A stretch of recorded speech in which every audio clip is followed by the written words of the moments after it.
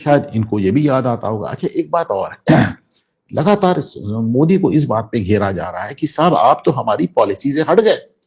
नेहरू के लेके मैंने आपको बताया था कि नेहरू को आइंस्टीन ने चिट्ठी लिखी थी कि इसराइल का विरोध ना करें, इसराइल को बन जाने दें। 1947 में, 1948 में बन गया। तो नेहरू ने कहा नहीं नहीं, हमारे यहाँ मुसलमान है, हमारी मजबूरी, हम तो सब विरोध करेंगे। अच्छा, हमारी साथ भी पॉलिसी रही, हमने आतंकवादियों को बुला बुला कर पाला है, आतंकवादियों को बुला बुला कर पाला है। हम मतलब हमारा सबसे बड़ा गेस्ट कौन होता था? Yasser Arafat. उसको हम नेल्सन मंडेला से कंपेयर करते, बताइए कांग्रेसी। और यासिर अराफात कौन था? शुद्ध आतंकी। पहले पीएलओ चलाता था, बाद में फतेह चलाने लगा। शुद्ध आतंकी, बॉम्ब उड़ा दिए, प्लेन्स हाईजैक कर लिए, प्लेन्स उड़ा दिए, हजारों लोगों को मार डाला। अच्छा, मैं आता हूं उस पर। यासिर, देखिए फिलिस्तीनी है कौन? अच्छा, पहले आप ये समझ लें कि फिलिस्तीनी है कौन। लेट मी टॉक अबाउट पहले पैलेस्टीनियंस की। ये कौम कौन सी है, इसको आप समझ लें तो आपको समझने में ज्यादा आसानी होगी। ओके, इस तरह समझें कि फिलिस्तीनी जो हैं ये कोई नहीं है, ये अरब देश में अरबी पूरे जो अरबी हिस्सा है उसमें घूमने वाले लफंगे हैं। इनके पास किसी देश की नागरिकता नहीं, इनका ओरिजिन किसी देश में नहीं पाया जाता। ये एक तरह समझ लिए, मैं लफंगे कह रहा हूं, किसी कारण से कह रहा हूं। पूरी दुनिया मिलकर फिलिस्तीनियों को सपोर्ट करती, पूरी अरबी दुनिया, पूरी मुस्लिम दुनिया। और एक भी मुस्लिम देश इंक्लूडिंग ईरान तक, एक भी फिलिस्तीनी को पनाह नहीं देता, रिफ्यूजी नहीं लेता, उनको शरण नहीं देता। तो भैया तुम पैलेस्टीन के लिए इजराइल से लड़े पड़े हो, तुमने अपना देश तबाह करा लिया, तेहरान को गाजा बनवा दिया, पर एक और फिलिस्तीनी को शरण नहीं दो। शरण क्यों नहीं देते? क्योंकि भाई इनको एक जमाने में जॉर्डन के किंग ने शरण दी थी। जॉर्डन का जो राजवंश है वो मोहम्मद साहब की स्ट्रेट, जिसे कहना वंश, उनकी खून ब्लड लाइन नजर आती है।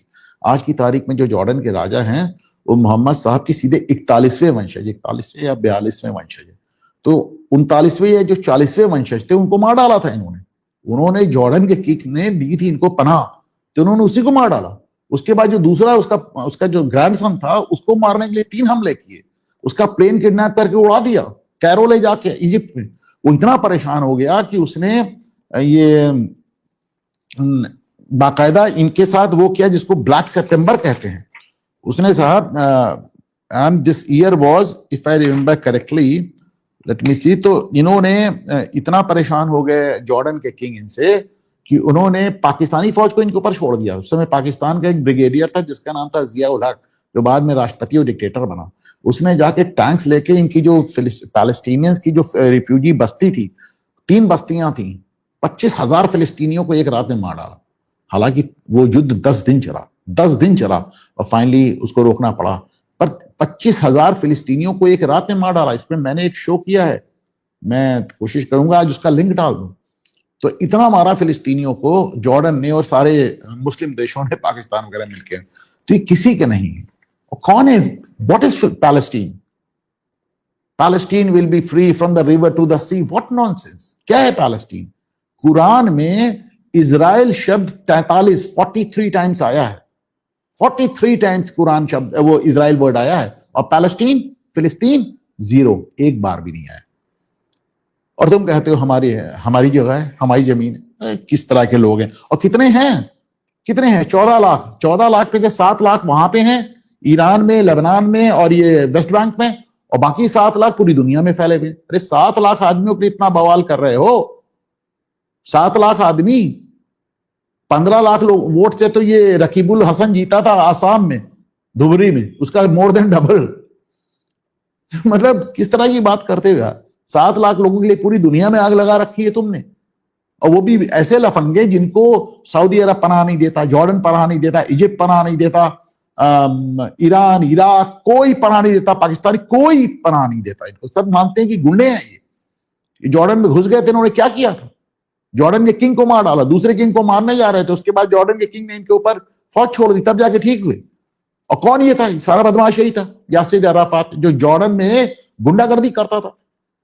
उस समय की देखिए प्रेस कॉन्फ्रेंस करता था जॉर्डन की राजधानी में बैठकर, और इन लोग इस तरह काला चश्मा लगा के हाथ में सिगरेट लेके प्रेस कॉन्फ्रेंस करते थे। ये सब जब इन्होंने कब्जा कर रखा था जॉर्डन पे। तो ये वो लोग हैं जिनके लिए इतना ज्यादा दिक्कत हो रही है। आज बताएं आपको, मार्को रूबियो ने, जो अमेरिका के सेक्रेटरी ऑफ स्टेट है, विदेश मंत्री आप कह सकते हैं, उन्होंने एक जो बयान दिया वो इंटरेस्टिंग है। उनका पैसा, हमने हमला इसलिए किया ईरान में क्योंकि हमें मालूम था कि इजराइल हमला करने जा रहा है। इजराइल हमला करने जा रहा है और इजराइल जब हमला करेगा ईरान पे तो ईरान पलट के हमको मारेगा, जैसे मारा भी उसने, कई अमेरिकी मारे गए। तो इसलिए हमने पहले हमला कर दिया। अगर नहीं करते तो बाद में आप कहते आप क्या कर रहे थे, आप सो रहे थे क्या। तो इससे दो तीन बातें समझ में आई। पहली बात ये समझ में आई कि आप इजराइल को कंट्रोल नहीं कर सकते। इजराइल को जो करना है वो करके रहेगा, करके रहेगा। तो भाई देखिए, जो जियाउल हक ने जो मारा था फिलिस्तीनियों को, तो उसको ब्लैक सितंबर कहा जाता है।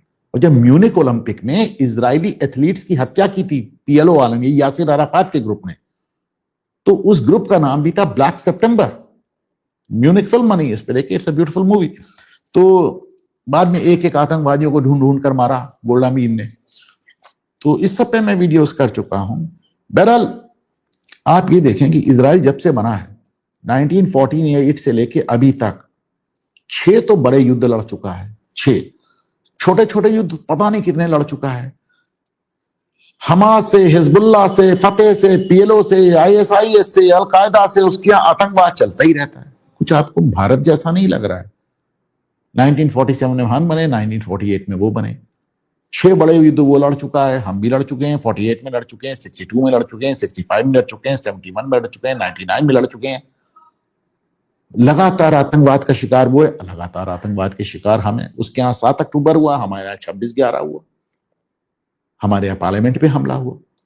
तो हमारे यहाँ नॉर्थ ईस्ट में इंसर्जेंसी आप चलाते रहते हैं। हमारे यहाँ पंजाब में पूरा आपने खालिस्तानी मूवमेंट ही तैयार कर दिया। हमारे यहाँ आप नक्सलाइट्स को, माओवादियों को आप पैसे और हथियार देते रहते हैं। तो एकदम काफी आपको सिमिलैरिटी नजर आएगी, अंतर। लेकिन भारत अब जिस मोड में आ रहा है, इजराइल पहले दिन से उसे मालूम है कि एक मौका मिला ये हमको छोड़ेंगे नहीं। एक मौका मिला। 2,500 किलोमीटर ईरान और इजराइल की दूरी है। आज मैंने देखा 2,500 किलोमीटर वाले आदमी से तुम्हारा क्या लेना देना। कह रहे हो हम फिलिस्तीन के लिए लड़ रहे हैं। अगर फिलिस्तीन के लिए लड़ रहे हो तो फिलिस्तीनियों को तुम पनाह क्यों नहीं देते हो अपने यहाँ। तो फिलिस्तीनियों के लिए लड़ रहे हैं, फिलिस्तीनियों को पनाह नहीं देंगे। इजराइल से तुम्हारा कुछ लेना देना नहीं, लेकिन कुरान में लिखा है यहूदियों को मारो मारो। ये कौन सी बकवास है यार। तुम्हारे पास सब कुछ है, अपना तेल बेचो, मस्त रहो, अमीर देश हो। लेकिन नहीं, भिखमंगे हो गए, पूरा तेहरान गाजा पट्टी जैसा लग गया। लेकिन कह रहे तो इजराइल को ये बात मालूम है कि साहब एक मौका मिला और ये हमको तबाह कर देंगे। तो आज जो अमेरिका कह रहा है इजराइल हमारी नहीं सुनता, उसका कारण समझ लीजिए। मुझे मालूम इनकी सुनेंगे ना तो ये तो बड़ा एकदम अलग सुकून से बैठे हैं, बड़े महफूज से, बड़े सुरक्षित हैं। हमारा क्या होगा, हमारा क्या होगा। आज देखिए, मैंने इस बात को फिर कहा है और मैं बार बार कहूंगा कि पूरी दुनिया जब आज खून की होली खेल रही, आधी दुनिया तो खेल ही रही है, हम गुलाल और अबीर की होली खेल रहे हैं। क्यों खेल रहे हैं कि साहब, मैंने आज लिखा है सुरक्षित भारत, रक्षित भारत। हम, हमारी रक्षा है साहब, हमारी फौज ने हमारी रक्षा की है। और कोई माने या ना माने, आज इस लेवल तक हमारी फौज को लाने में, हमारी फौज हमेशा से बड़ी शानदार थी, लेकिन इस लेवल तक फौज को लाने में हमारे प्रधानमंत्री नरेंद्र मोदी का बड़ा रोल रहा है। अभी कल मैं कह रहा था कि फौजियों की पेंशन क्या होती, फलाना ठिकाना, फिर कई लोगों ने मुझे करेक्ट किया। उन्होंने कहा नहीं साहब काफी हो गया। देखिए मैं आपको दिखाता हूँ, एक कमेंट दिखाता हूँ। एक रिटायर्ड फौजी ने उन्होंने कमेंट किया और ये इन्होंने कहा कि ये रिटायर्ड विंग कमांडर हैं और 72 वर्ष के हैं। प्रवीण जी आपको नमस्कार, आपने मैसेज किया, थैंक यू। पर इन्होंने कहा कि नहीं, अब इस वाली सरकार में हमारी स्थितियां काफी अच्छी हो गई। तो हाँ, फर्क तो पड़ा है साहब, बहुत ज्यादा फर्क पड़ा है। पूरी दुनिया में आप ड्रोन मिसाइल गिरने से रोक नहीं पा रहे हैं। हमने किसी ने ड्रोन मिसाइल देखी नहीं, ईश्वर करे देखने का मौका भी ना मिले।